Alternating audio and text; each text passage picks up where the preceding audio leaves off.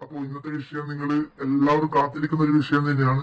നിള നമ്പ്യാർ അല്ലെ, ഭയങ്കര ചർച്ചാ വിഷയമായിട്ടുള്ള ഒരു വിഷയം തന്നെയാണ്. അപ്പൊ അതിനെപ്പറ്റി നമുക്ക് രണ്ടു വാക്ക് സംസാരിക്കണ്ടേ?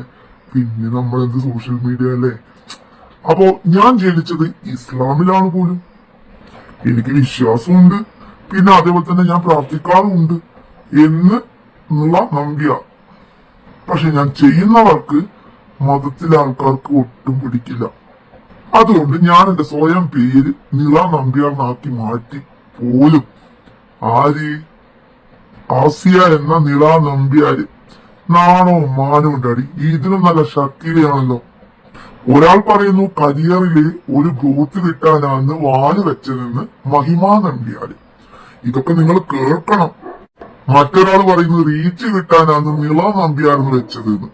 ഈ വരുന്നവർക്കും പോകുന്നവർക്കും ഒക്കെ കൊട്ടാനുള്ള ചെണ്ട കൊട്ടാനുള്ള സമൂഹമാണോ ഇനി ഹിന്ദു സമൂഹം എന്ന് പറയുന്നത്, അല്ലെങ്കിൽ നമ്പ്യാർ എന്ന് പറയുന്നത്? ആണോ? വൈകവൈ ആസിയ മതം മാറിയിട്ട് ഹിന്ദു ആയെന്ന് പറയുന്നുണ്ട്. പക്ഷെ ഭർത്താവ് ഇപ്പോഴും നവാസ് തന്നെയാണ്.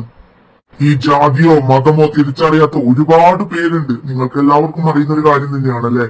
അപ്പൊ ഞാനായിട്ട് പറയേണ്ട ആവശ്യമൊന്നുമില്ല. ഷീല, ഷേർലി, അതുപോലെ തന്നെ ഷിബി, അങ്ങനെ ഏതെങ്കിലും ഒന്ന് തെരഞ്ഞെടുത്തൂടെ നിങ്ങളെ? എന്തിനാണ് ആസിയ ഇമ്മാതിരി ചെറ്റത്തരം ചെയ്യുന്നത്? ആസിയ എന്ന നിള നമ്പ്യാര് കഷ്ടമെന്ന് ഭൂലോക ചെറ്റെ.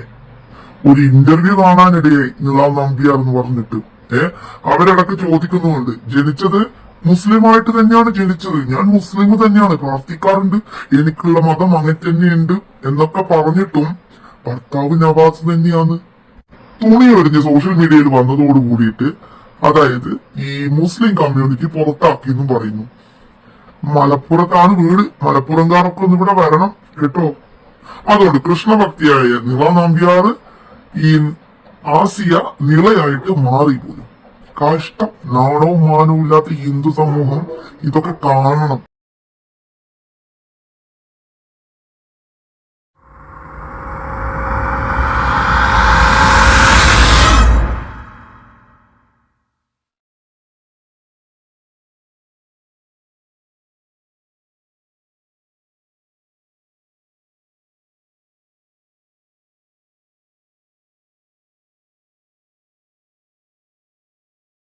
ആസിയ എന്ന യുവതി സദാചാര വ്യവസ്ഥകൾ ലംഘിച്ചതിനപ്പുറം ഹിന്ദു ലേബൽ ഉപയോഗിച്ചു എന്നതിനുമപ്പുറം ഇവിടെ സംഖ്യകളുടെ കുരു പൊട്ടുന്നത് നമ്പ്യാർ എന്ന വാല് സ്വീകരിച്ചത് കൊണ്ടാണ്.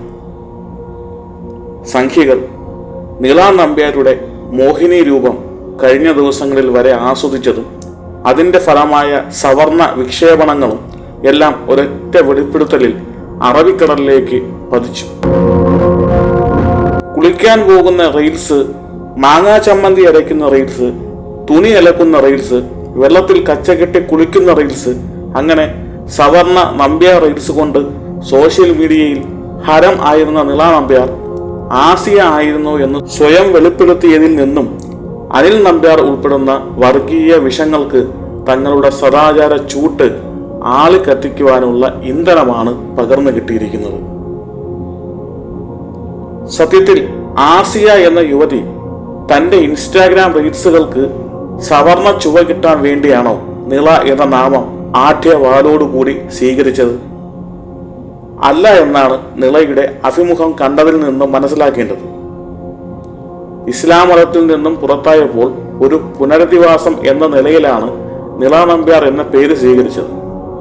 അതിലിപ്പോ ആർക്കും കയറി കൊട്ടാവുന്ന ചെണ്ടയല്ല നമ്മുടെ ഹിന്ദു എന്നൊക്കെ അനിൽ നമ്പ്യാരും ലസിതയുമൊക്കെ വൈകാരികത കൊള്ളുമ്പോൾ മനസ്സിലേക്ക് ഓടി വരുന്നത് ഹരിശ്ചന്ദ്രൻ എന്ന പേര് സ്വീകരിച്ച കൊള്ളക്കാരൻ തന്റെ സത്യസന്ധത അടിയുറപ്പിക്കുന്നത് പോലെയാണ്.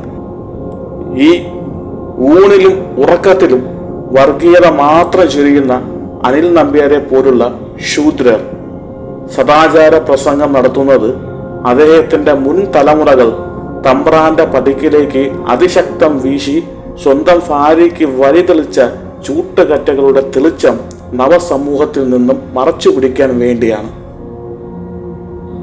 കൂട്ടിക്കൊടുപ്പിന്റെ ചരിത്രം മാത്രം പങ്കുവെക്കാനുള്ളവർക്ക് സദാചാരം വാദിക്കുന്ന സമയത്തെങ്കിലും ഒരു ആശ്വാസമായിക്കോട്ടെ എന്ന് കരുതി ഈ മിത്രങ്ങളെ വകവെക്കാതിരിക്കുകയാണ് വേണ്ടത്. പകൽ തമ്പ്രാന്റെ തുപ്പൽ കോളാമ്പി ചുവന്നു നടന്നും രാത്രി അമ്മയെന്നോ ഭാര്യയെന്നോ മകളെന്നോ ഇല്ലാതെ തമ്പ്രാന്റെ കിടപ്പറയിലേക്ക് ചൂട്ടുകെട്ടിയും കൊണ്ട് നയിച്ച വിപ്ലവ സമരത്തിന്റെ ഉൽപ്പന്നമാണ് ഇന്നിന്റെ നായർ നമ്പ്യാർമാരുടെ ചെവിയിൽ തഴച്ചു വളർന്ന പൂട. ആ ചൂട്ടുകറ്റ വിപ്ലവത്തിന്റെ ആലസ്യങ്ങൾ മറന്ന് മിത്രങ്ങൾ നെടുവീർപ്പിടുന്നത് ആസിയമാർ നമ്പ്യാർ വാലണിയുന്ന സുവർണാവസരങ്ങൾ പ്രയോജനപ്പെടുത്തിയ ശേഷമാണ്.